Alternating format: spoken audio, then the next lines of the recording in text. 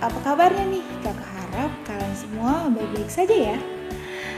Ya, kembali lagi di ibadah online sekolah minggu yang pada hari ini dibawakan oleh Kak Angel. Yuk adik-adik, sebelum kita mulai ibadah kita, apa yang harus kita lakukan? Ya, benar, berdoa. Yuk, mari kita bersatu di dalam doa. Selamat pagi Bapak, terima kasih untuk hari ini Tuhan Yesus. Sebentar lagi kami akan mulai ibadah online sekolah minggu. Kiranya Tuhan berkati dari awal, pertengahan, hingga akhir. Terima kasih Tuhan, hanya dalam nama Tuhan Yesus kami sudah berdoa. Amin.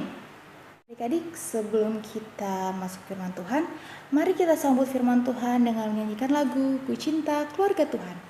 1, 2, 3, ya. Ku cinta keluarga Tuhan, terjalin mesra sekali, semua saling mengasihi, betapa senang ku menjadi keluarganya Tuhan. Adik-adik, firman Tuhan kita pada hari ini terambil dari Lukas 2 ayat 41 sampai 52. Dengan judul perikop, Yesus pada umur 12 tahun di dalam bait Allah. Adik-adik, tema kita pada hari ini adalah senangnya berada di rumah Tuhan ini. Pasti adik-adik sudah tidak asing ya dengan cerita ini saat kalian membaca Alkitab. Kakak akan menceritakan sedikit dari cerita ini. Kakak akan menjelaskan sedikit demi sedikit supaya kita semua dapat memahami dan belajar bersama-sama. Yesus pada usia berapa adik-adik? Ya, pada usia 12 tahun. Sesuai ketentuan di sana saat itu, umur 12 tahun itu dianggap sudah dewasa, jadi boleh atau harus mengikuti acara atau ibadah di bait Allah. Saat itu, Yesus harus ikut dengan Yusuf dan Maria orang tuanya ke bait Allah dalam setahun sekali. Pada usia inilah kali pertama Yesus berkunjung ke bait Allah. Pertama kali. Saat itu sedang ada perayaan hari raya adik-adik.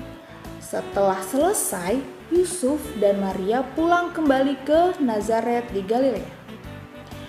Dalam perjalanannya, mereka merasa ada yang aneh nih. Mereka sadar bahwa Yesus hilang. Yesus tidak ada di samping mereka. Setelah mencari, mereka pun memutuskan untuk kembali ke Yerusalem. Jadi bait Allah tadi di Yerusalem ya adik-adik. 3 hari kemudian, pada hari yang ketiga, akhirnya mereka menemukannya sedang berada di tengah para ahli ulama. Terdapat pada pasal yang ke-46 ya adik-adik.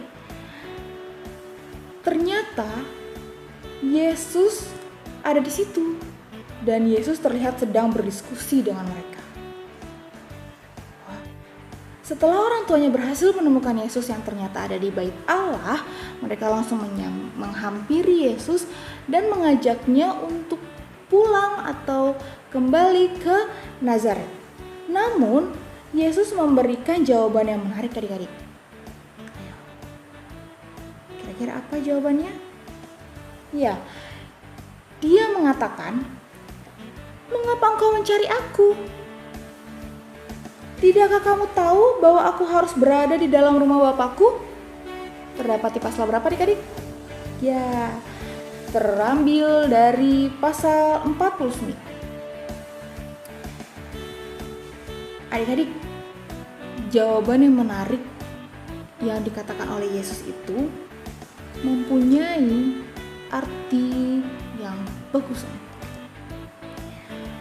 Yesus Kristus adalah Allah yang menjadi manusia. Ingat ya, Allah yang menjadi manusia. Ia tinggal di antara kita untuk melaksanakan kehendak Bapa di sorga. Itulah sebabnya kita menyebutnya sebagai anak Allah. Sebagai anak Allah.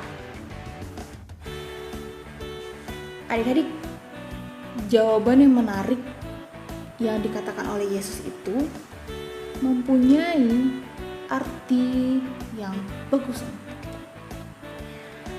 Yesus Kristus adalah Allah yang menjadi manusia. Ingat ya, Allah yang menjadi manusia. Ia tinggal di antara kita untuk melaksanakan kehendak Bapa di sorga. Itulah sebabnya kita menyebutnya sebagai anak Allah. Hal ini juga tepat loh untuk kita. Kita juga wajib berada di rumah Tuhan.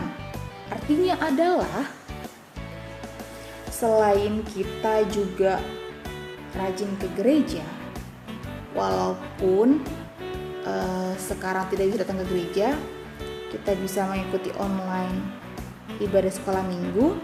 Ada maksudnya atau ada arti lain adik-adik, yaitu artinya kita harus selalu hidup dalam hadirat Tuhan dengan cara menaati perintahnya. Roh Tuhan yang harus selalu menguasai hati kita. Roh dan pikiran yang terlihat dari perilaku kita. Dengan tindakan dan perilaku, status kita sebagai anak Allah bisa terlihat dan dipertanggungjawabkan. Oke adik-adik?